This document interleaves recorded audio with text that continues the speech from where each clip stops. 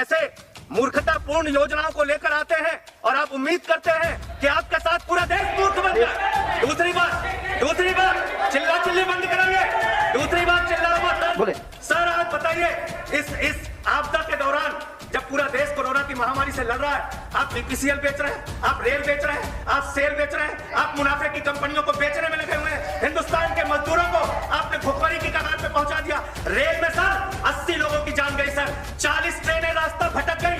आप वो दृश्य नहीं भूल पाएंगे। मुजफ्फरपुर के प्लेटफॉर्म पे एक छोटा सा बच्चा अपनी माँ की बेजान जिंदगी से बार बार कपड़े हटा रहा था। मानवर, ये दृश्य कैसे?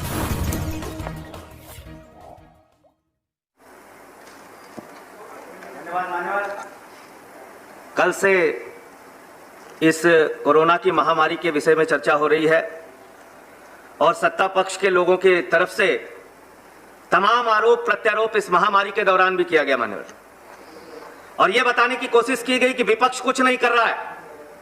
और एक सदस्य की शिकायत थी कि जब हम ताली थाली बजा रहे थे, जब हम दिया जला रहे थे, तो विपक्ष वालों ने साथ नहीं दिया।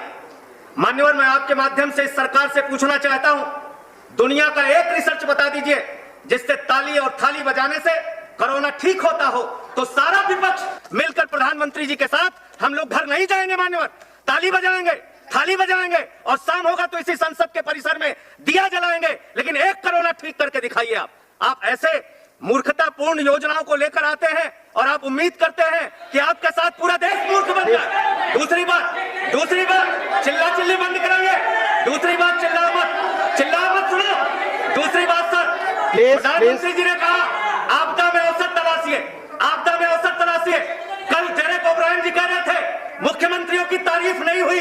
अरे मुख्यमंत्री की तारीफ कैसे करेगी ये सरकार? हमारे एक ढोंगी बाबा है, उसने ऑक्सीमीटर खरीद लिया। कृपया मूल विषय में बात करिए। किसी राज्य पर टिप्पणी करने के बजाय कृपया मूल विषय 5,000 में खरीदा सर।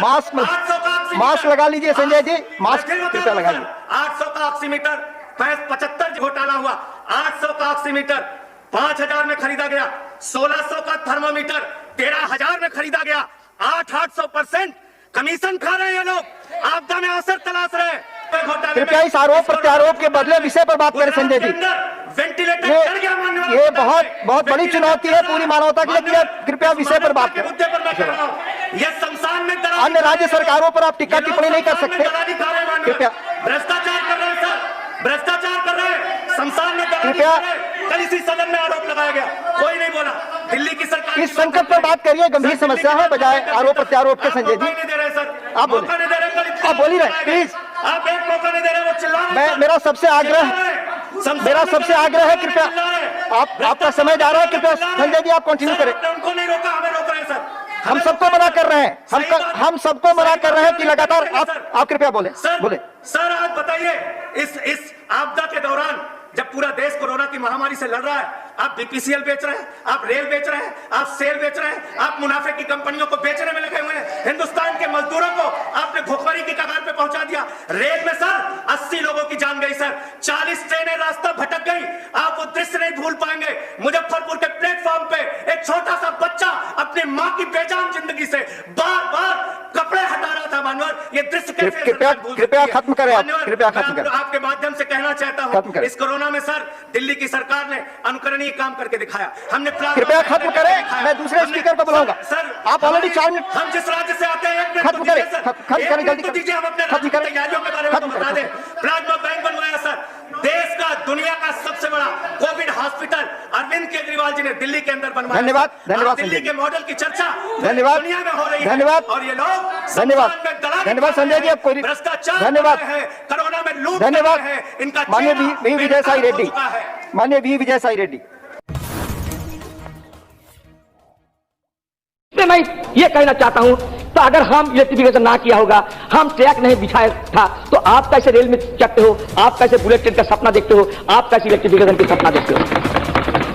इस तरीके की सारे बातों पे आपका सराहना, खुद अपने को प्रचार करना, जिसको कहता है कि ढिढोरा पीटना, ये अजीब लगता है। आप कहोगे तुम्हारे सरकार ने तय किया था। अरे हमारे सरकार तो स्ट्रेटेजिक व्यू पॉइंट था। आप तो खुलेआम धड़ल्ले से सारे संपत्तियों को बेचने का कोशिश कर रहे हैं। फर्क इससे है, मेरा स्ट्रेटेजिक पर्सपेक्टिव है, अब तक कुछ नहीं है, सिर्फ बेचना आपका पर्सपेक्टिव है। आज आप सिविल एविएशन मिनिस्टर कह रहे थे कि हम एयर इंडिया भेज दोगे, आप कह रहे हैं कि हम रेल भेज देंगे, अब बाद में आपका प्रधानमंत्री आके कह रहा है कि भाई जो बेचना है बेचो, हम देश बेच देंगे। आपको भरोसा इसमें है कि हम सारे बेच देंगे, सारे बेच के हम पैसा कमाएंगे, उसके चलते हम करेंगे। तो ये आपका रवैया साफ है कि सारे बेच दो, प्राइवेटाइजेशन कर दो, कॉर्पोरेट निजीकरण करो और निगमीकरण करो। आप कहते हैं कि हम रेल को प्राइवेटाइजेशन करेंगे। 2014 साल में आपका, हमारा सबका आदरणीय प्रधानमंत्री नरेंद्र मोदी जी वो खुद वाराणसी में जाकर, खुद वाराणसी में खड़े होकर यह कहा था कि जो भी होना चाहिए होने दो, लेकिन रेलवे को कभी प्राइवेटाइज नहीं किया जाएगा। ये मैं नहीं, आदरणीय प्रधानमंत्री जी की वादा है। और कहा वो पूर्ण तीर्थ वाराणसी में, कम से कम उनकी वादा पे तो आप काम करो, नहीं तो आपका भी छुट्टी हो सकता है।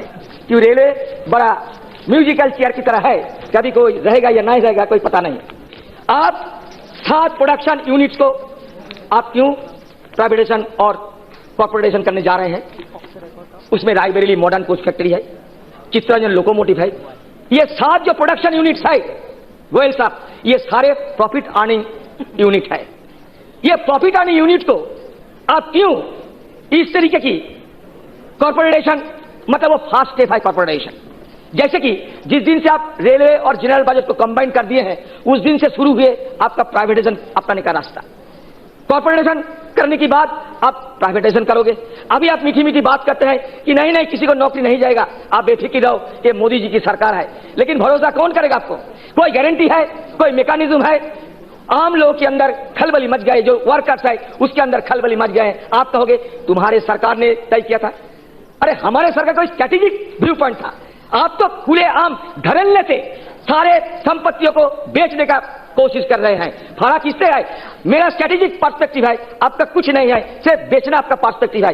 आज आपका सिविल एविएशन मिनिस्टर कह रहे थे कि हम एयर इंडिया भेज दोगे, आप कह रहे हैं कि हम रेल भेज देंगे, अब बाद में आपका प्रधानमंत्री आके कह रहा है कि भाई जो बेचना है बेचो, हम देश बेच देंगे। तो कहां जाएंगे हम लोग कहां जाएंगे? 2014 में बेनारस जाकर जब हिंदुस्तान के प्रधानमंत्री कहते हैं कि रेलवे कभी प्राइवेटाइज नहीं होगा, और जब बजट में दिखाते हैं कि पब्लिक प्राइवेट पार्टनरशिप और डिवेलपमेंट और कॉर्पोरेशन करने जा रहे हैं, तो कौन भरोसा रखेगा आपके ऊपर? आप खुद बताओ। लेकिन आप जो कहते हैं ना, आपका सब मेंबर कहते हैं कि कांग्रेस की 50 साल में कुछ नहीं हुआ, आपका 50 साल में बहुत कुछ हो गया, हथियार बरसाने लगे हैं। तो इसमें मैं ये कहना चाहता हूं, तो अगर हम इलेक्ट्रिफिकेशन ना किया होगा, हम ट्रैक नहीं बिछाया था, तो आप कैसे रेल में चढ़ते हो? आप कैसे बुलेट ट्रेन का सपना देखते हो? आप कैसे इलेक्ट्रिफिकेशन का सपना देखते हो? इस तरीके की सारे बातों पे आपका सराहना, खुद अपने को प्रचार करना, जिसको कहता है कि ढिढोरा पीटना, ये अजीब लगता है। उस दिन पर कहते थे कि कुछ नहीं किया कांग्रेस, जो कहते थे वो हमारा जसवंत सिंह का बेटा था, जयंत सिंह जी। मैं उनको पूछ रहा हूं, अगर कांग्रेस ना होते तो आप अमेरिका जाके कैसे एजुकेटेड बनते, ये थोड़ा हाउस में बताना। आप दुग्नीकरण की बात करते हैं, दुग्नीकरण कहां से होगा? रेल में अगर हम सुविधा मुहैया ना करें तो किसानों की दुग्नीकरण कैसे होगा? किसान क्या वोल्वो गाड़ी में आपका पैडी लेके जाएगा क्या? वोल्वो गाड़ी में आपका सामान लेके जाएगा, आपका फल सब्जी लेके जाएगा वोल्वो गाड़ी में? इसलिए ना ट्रेन की जरूरत है, और वो आप नहीं कर रहे हैं। अभी तेजस की बात कर रहे हैं, जहां उठने के लिए प्लेन फेयर से ज्यादा पैसा देने पड़ेगा, वो भी प्राइवेटाइज करते जा रहे हैं। आप साथ गोयल साहब, बंगाल में आप पैसा नहीं दे रहे हैं, अब बंगाल को कुछ पैसा दिया करो। बंगाल आपका ही हिस्सा है, और बंगाल में बीजेपी चाह रहे हैं कुछ करके दिखाए, तो करके दिखाने का पहले रेल को वहां घुसाने का इंतजाम करो। अगर रेल जब चले जाएगा, आप भी दिल्ली से बैठ के चले जा सकोगे। लेकिन बंगाल में आप कुछ नहीं पैसा दे रहा हूं। हमारा डिस्ट्रिक्ट पिछले बार डिस्ट्रिक्ट मुर्शिदाबाद, एक कासिम बाजार स्टेशन, वहां इंजीनियर की डिफॉल्ट के लिए लोगों को जिस तरीके की हैरानी सहना पड़ता है, वो आपको बयान नहीं कर सकता मैंने। तो इसलिए हम आपको ये कहते हैं कि हमारी तरफ से हमारी देश की रेलवे की तरक्की के लिए सहयोगिता की कोई अभाव नहीं होगा, लेकिन आपको नियत और नीति साफ करना चाहिए। ये नीति और नियत अगर आप साफ सुथरा कर लो, हमारी तरफ से सहयोग की कोई कमी नहीं होगी, क्योंकि हिंदुस्तान की रेल आपका है, मेरा है, हम सबका है। नमस्कार।